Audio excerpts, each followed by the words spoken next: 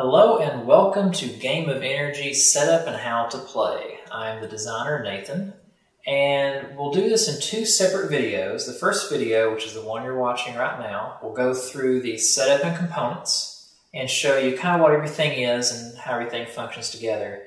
And in the second video, we'll actually go into sample turn, end game, and things about actually what you need to start playing right now.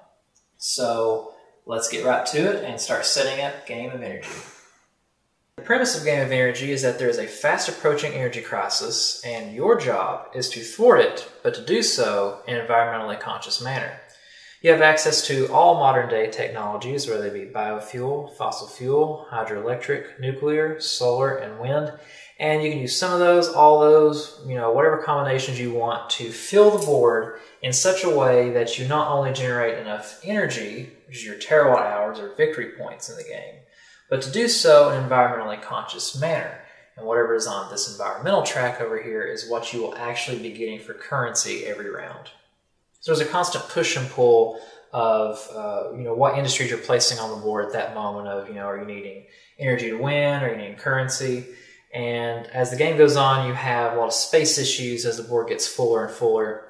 And it's a lot of good fun. It's very simple to learn, but a lot more complex to have a really winning strategy.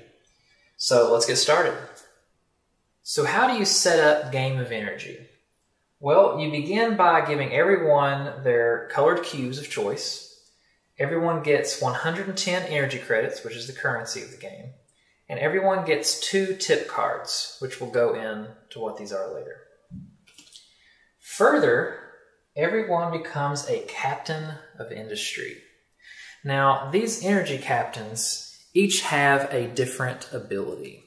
So depending on what you are, you get different advantages to different industries, or in some cases you get different advantages to die rolls and grid card placement, which we'll also talk about later.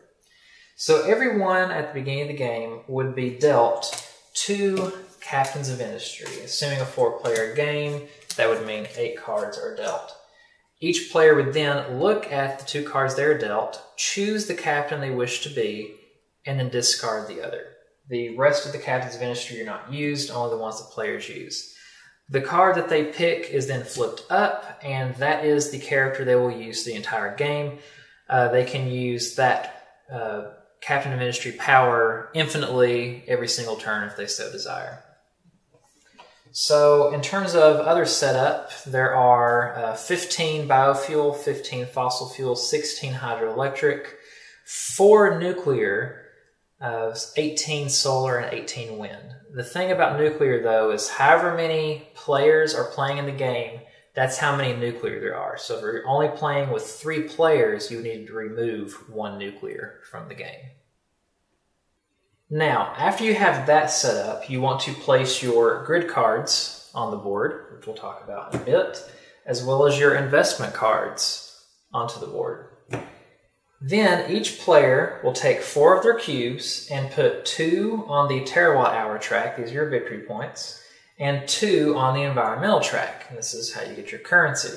The reason you use 2 counters, so I'm orange for instance, if I wanted to show, say, 1,500 on this track, then I would put one of my cubes on the 1,000 and another on the 500.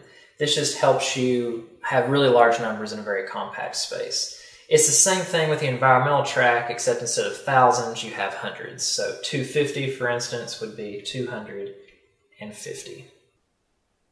Now we're almost done with setup. We have the territory die, and this die is a 6-sided die, and it has all the different territories used in the game, as well as 2 sides that have the investment opportunity symbol.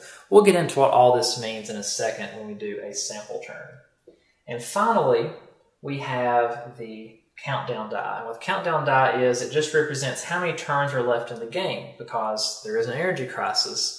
So whenever that hits 0, if no player has achieved the goal yet, and the goal depends on what difficulty and how many players you have, then everyone actually loses. So there is a way that nobody could win this game if your countdown were to hit 0.